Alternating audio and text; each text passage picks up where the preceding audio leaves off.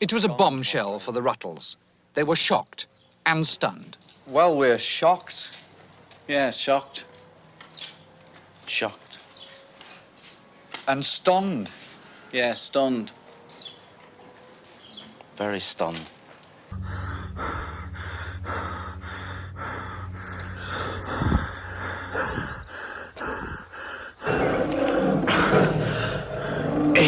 During the meanwhilest... No.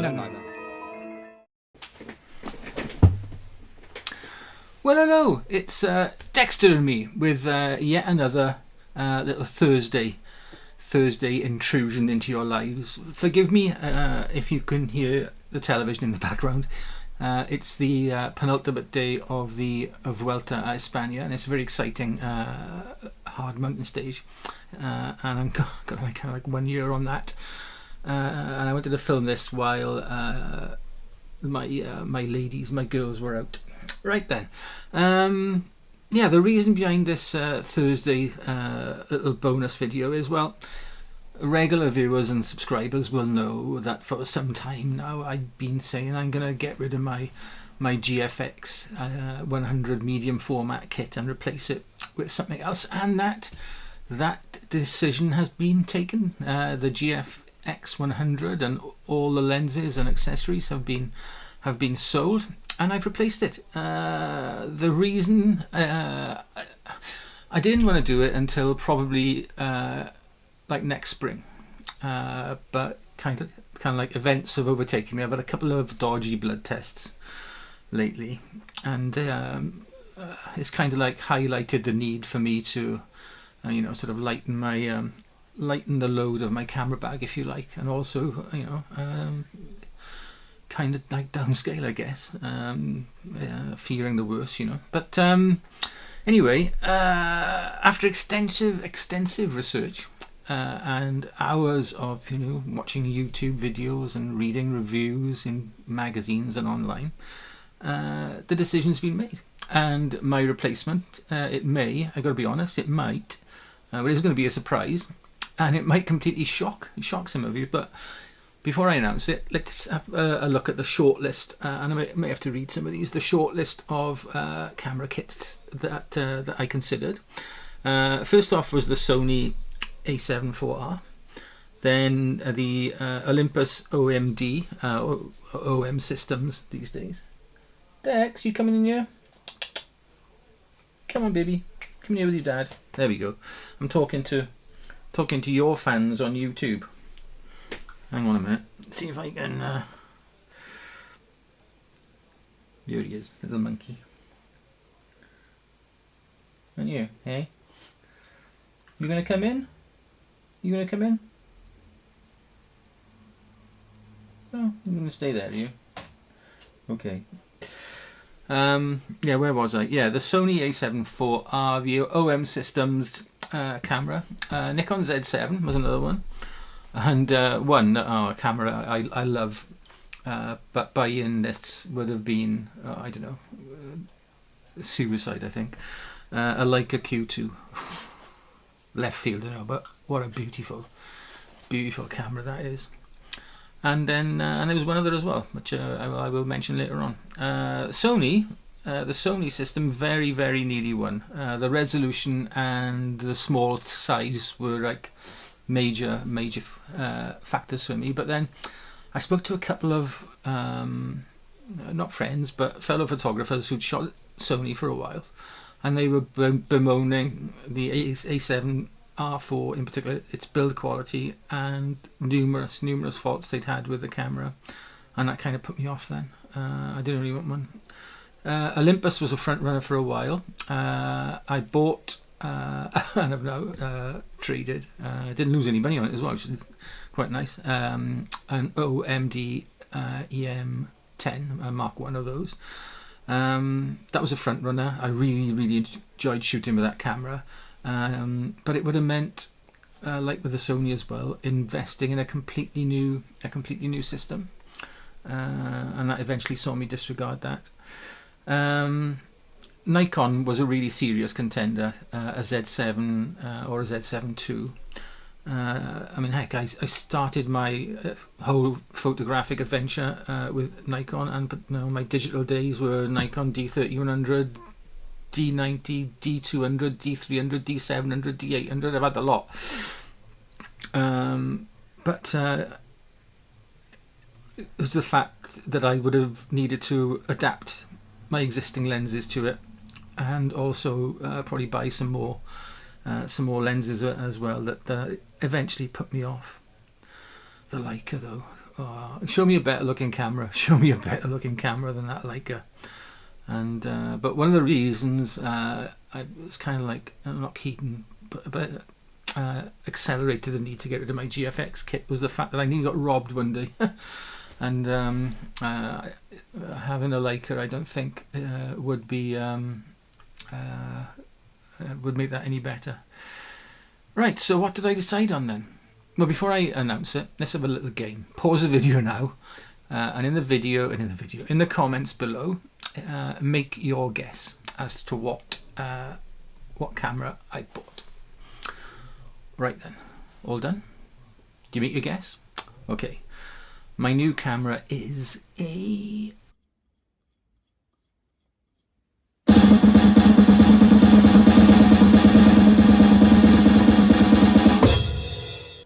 Fujifilm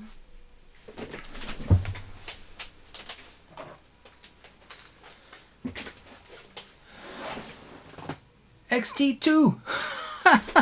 Now some of you by now will have spat your coffee out, or you're shouting at the screen and even unsubscribed. But hear me out. There is method behind my madness, and here is my logical. And anybody who knows me will know that I don't make decisions like this lightly.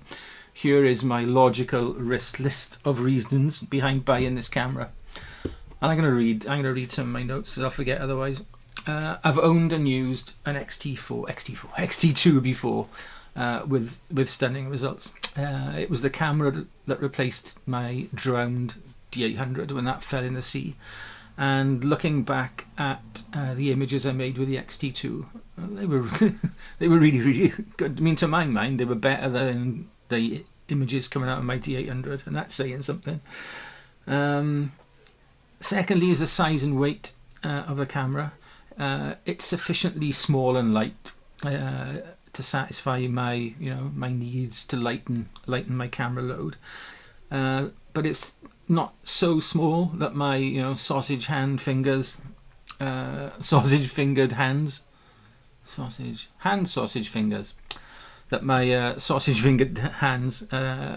won't be able to operate it.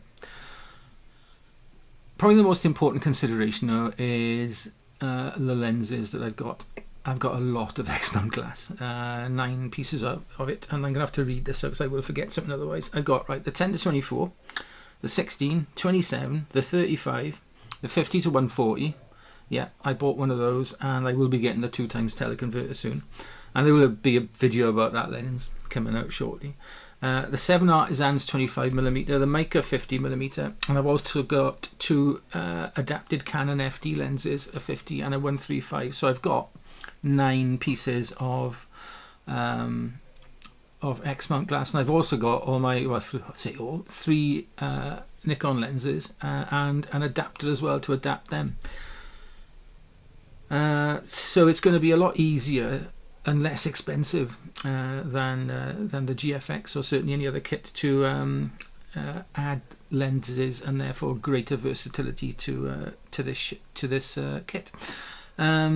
I'm thinking of getting the 56 1.2. Might get that if the Mark III comes out, or when the Mark III comes out and the Mark II used Mark II prices then drop. If they do drop sufficiently, I will pick up one of those.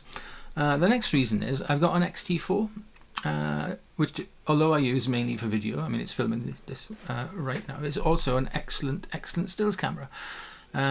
So much so that I did consider just having my XT4 and my XE1 and just getting by with those 2 cameras alone.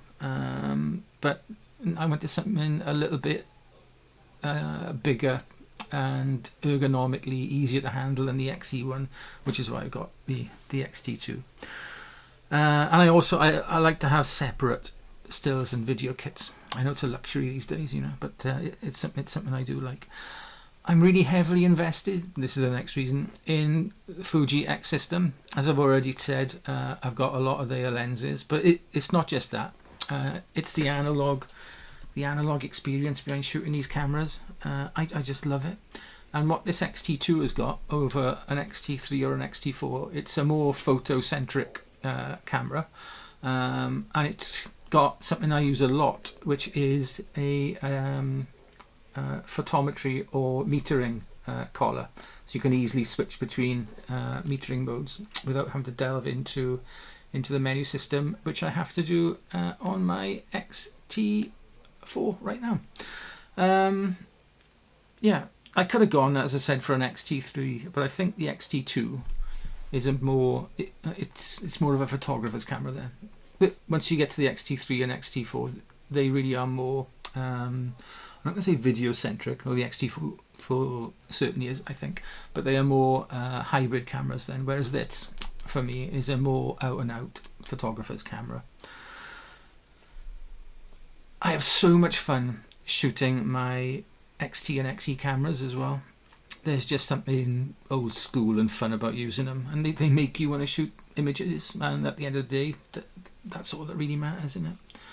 And finally, given the deteriorating state of my health, I wasn't really happy investing more money in the GFX system. Like, I know the 20 to 35 has just come out, and I looked at getting that, but then you think that's even more money. So I wasn't happy investing huge sums of money in my GFX system or learning like a new camera system. What this gives me now is two like really familiar and similar, if you like, camera systems, and I've consolidated my gear into four identifiable kits. So I've got this XT2 now for my landscape shooting. I've got my XT4 for video and for some stills if I want. I've got my XE1 kit for like general everyday and just pure fun photography. And I've got my D700 for macro, the odd bit of, portraiture that I do. And if I do get a bit bored of using, my Fujifilm cameras, I bought a wide angle. I swapped my 24mm f2.8 for an 18 to 35 wide angle zoom for my D700. So if I'm feeling a bit bored or need some full frame action, then I've got that kit as well. So I look at my camera shelf now behind me and feel I've got the tool to handle any photographic or video job I care to throw at it, to be honest. Will I miss medium format? Yes, I'm gonna miss the image quality.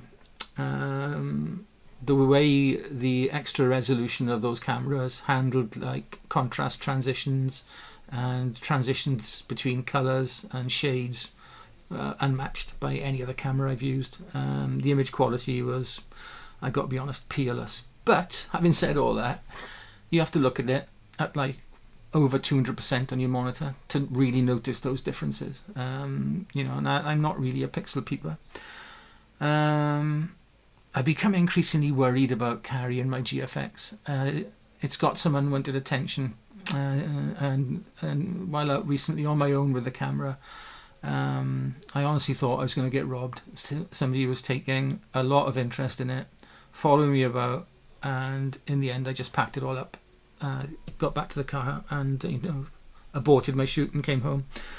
I don't think I'd get that with a smaller camera system, to be honest. I don't think I would, but you just don't know these days. You don't know. I'm not really going to miss the extra resolution for the sake of that resolution. Like I said, you really have to pixel peep to notice any difference.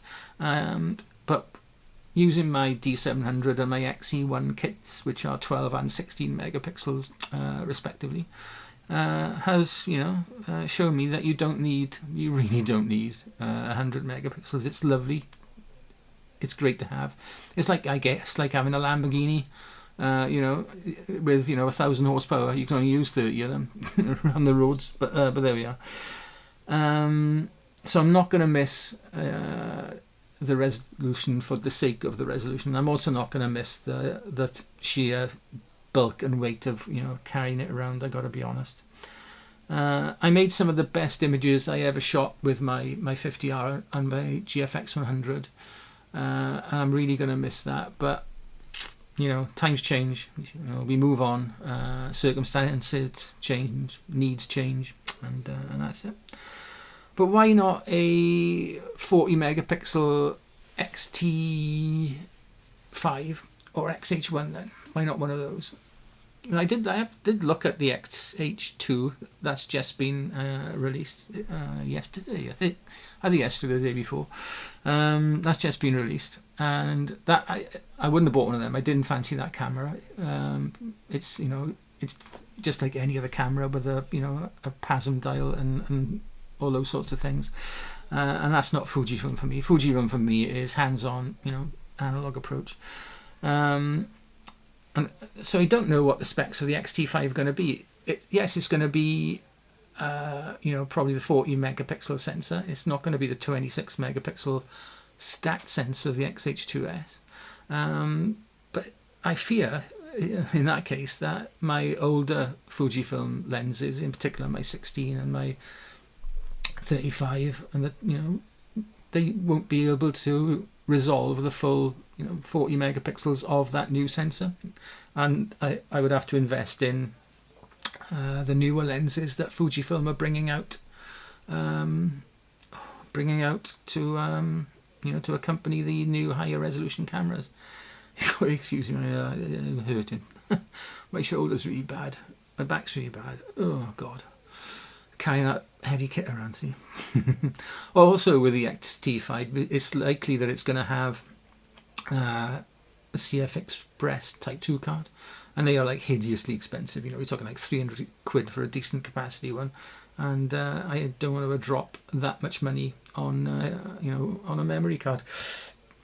Right, well, that is it, I think. Let me just check. Yeah, that's it. You know me though. If the XT5 is released and it's got 2 SD card slots, I might get one. I might get one, but not to replace the XT2. It'll be an XT4 replacement for for video. But 8K video, massive file sizes. I'm going to need more hard drives than I've got already. But I think it's time to stop, don't you? Is it time to stop? I think we've reached peak. Peak camera-ness. Let's be honest. I might want more, but I don't need any more than this. Right. There we have it. So are you surprised or shocked or stunned? Very stunned. Very stunned. I know I was when I finally made the decision that this old school XT2 was the way to go.